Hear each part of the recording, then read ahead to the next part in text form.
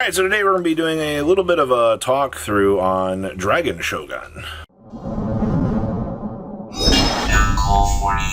Alright, so make sure you guys smash the little crap out of that subscribe button so you guys don't miss out more Oz content. So we are going to be looking and talking about Dragon Shogun today, which is actually this company's first original card game. They've got a couple of other IPs that they have been playing around with, which we are going to be talking about here at some point. But you guys might have heard of the Trails TCG, which we will be looking at some point on this channel. So, in terms of Dragon Shogun, this is their own original card game. There's an entire manual for this, as you guys can kind of see here. Little bit zoomed out here, but tell me, what are some of the classes in this? Kind of start from the beginning, I guess. We decided we wanted to play the strategy mode. They give you the option to play like a pre-constructed or non-pre-constructed format. There's kind of rules for each one, being like, you know, the constructed just felt better. Oh yeah. We played just about everything constructed, so to get a good feel for the game, we decided we wanted to play the constructed, so we opened up all the packs and kind of like drafted our decks. There's a sealed format basically and an actual constructed format. So, what are the classes that we get in some of these packs here? So there's really three main types of cards right now. The cards that we have, there's the red, the green, and the blue, which are of course fire, water, and grass. Okay, so but there are in the tool guide, there's a metal and earth affinity, and then there's three different types of cards, which are going to be your what are called wargeists, which are essentially characters or monsters or creatures. This would be your wargeist, basically. Yeah, and then you have jutsu, which are like spells. Which is this. Yes. And then you have what are called like enchants. They're jutsus, but they're enchantments. And those are basically equips. Okay. And so those are the main types. You don't have any kind of like trap card or anything like that. However, most cards have this thing along the bottom, which the game has a very similar mana system. Which is this right here, right? That's the like Roro, Nyo, Ritsu, Go, or something like that. Those are essentially like cards that have like trigger effects when you get them hit from damage. Okay. So when you take those cards as damage, you activate their effects. Okay. And the way the mulligan works in the game is, instead of it being like a shuffle back or whatever, you draw the number of cards that you would have in your initial hand and that you would have in your like shield. So you have 5 shield cards, which act gates. Yeah, gates, or like shields from Gundam. Very similar mechanic. You would basically draw 10 cards, pick 5 of them that are going to go in your shields, and then pick 5 of them that are going to be used as your starting hand. So you would want to stack these into your shields. Absolutely. And you can stack them in any order. So if you have ones that are more control-y, you can put those ones at the top, or if you wanted the ones that are just like this one just like deals 5 or 3 damage, like that's really powerful early on, because you can clear a lot of smaller wargeists. But maybe not so powerful later on in the game. Yeah, some of these cards look, very, very nice. Yeah, they definitely, they've got a pretty unique art style. They took a lot of inspiration from a lot of different card games. You could tell that both in the core game mechanics as well as the art style. Definitely everything from Vanguard to Weiss. The being able to stack the shields, though, I think is one of the more unique mechanics that you can actually functionally have. And you can only have 16 of these per deck? Yeah, you can only have 16 of those per deck. You have a deck size of 50.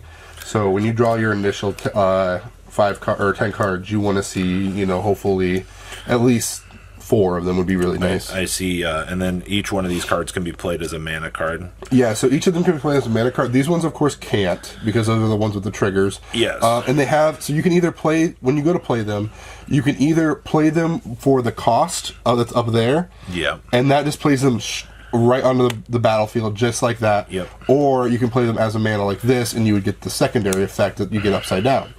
Which would be draw a card. Draw a card. A lot's typical for most of them at that point. It's just to keep your hand size good. You're not like, suffering from just like land passing. And then there are some other really cool cards that have different. For example, this guy. When you play him, he has the initial effect that deals 4 damage to an opponent's war guys. Actually, you can do it to any of them, but then you can pay an initial one to switch it, and switching just means literally flipping it over. And he has a whole different card basically where he has different stats. He's a 6/5, and he's got gate break 2, and he's got a different cost, so you can actually just straight up play them like this as well. But this of course is pretty nice because you can play him like this, get the 4 damage, switch him, and then get the gate break. Okay. Which is pretty cool. So that some cards have some different characteristics. Does damage stick when these attack in? No, so they stick until the end of the turn, and then it refresh. Yeah, it's very similar to Magic in that way. But yeah, a lot of them have that really cool effect, and there's a lot of really cool signature big monsters. I'm gonna say I don't think I saw a lot of big ones over here. I saw a lot of 2/3s.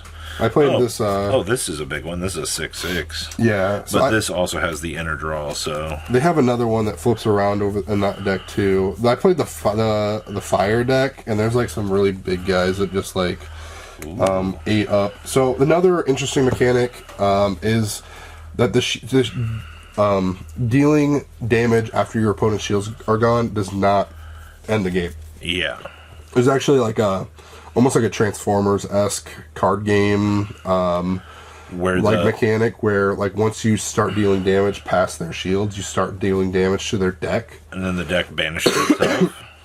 No, it just goes to what's called what the graveyard is in this deck. Where this game, it's called just Hell.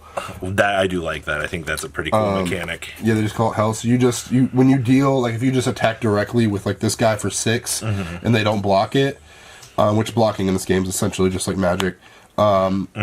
It's you deal 6 cards of damage, so they would just take it from the top of their deck straight to Hell. And then as soon as you deal damage and they have no cards in their deck, even if they have cards, or even if they don't have cards in their deck and they're supposed to draw, they still don't lose. You have to deal damage to them while their deck is empty. Okay. Which is a little interesting. I'm not sure how I feel about all of that. It also makes the game, sometimes if you're playing more of a strategy-based game and you're trying to whittle them down, it can be a little more time-consuming and a little more strenuous. Give them more opportunities to have a comeback, which is nice for the red deck because we had a bunch of big guys that we could just take out quarters of their deck in one swing. But green's got some ramp stuff in there too. Which is really cool. Green in most games is going to have ramp dedicated. I mean, for a fundamental just trial, there's a lot of great things I see. It takes a lot of the core mechanics. I'm gonna be honest with you, I am not a big Magic fan just because I'm depending on the format, it can be a lot of land pass, versus Yu-Gi-Oh, which is everything happens in the first 2 turns of the game. This has got a nice pace. It's maybe still a little slow, but we're also playing with demo decks, yeah. So, but it has good direction, and it has. It's cool to see the triggers impacting the flow of the game. Yeah, I like the Hell thing a lot. I think that's really cool. I do want to see this game come to more light, for construction. It's based off of it's Japanese culture, based from a Japanese company. They said they wanted to design this based on a Japanese feel. Yeah, and I think they did a pretty good job at that. Yeah, but I like a lot the mana system. It's definitely something that's been done before, but it's also something that mitigates a lot of headache that a lot of people have about different cards. It feels like they tried to take the best aspects of as many card games as they could and kind of melt them into a good baseline. And I feel like if they make some good moves with this, they could have a really good signature game that has plays very differently than everything else, even though it has a little bit of everything in it. We'll see. We'll see how this game goes in the future. So, you guys have a good rest of your day, right? Patrons! Thank you! Ah!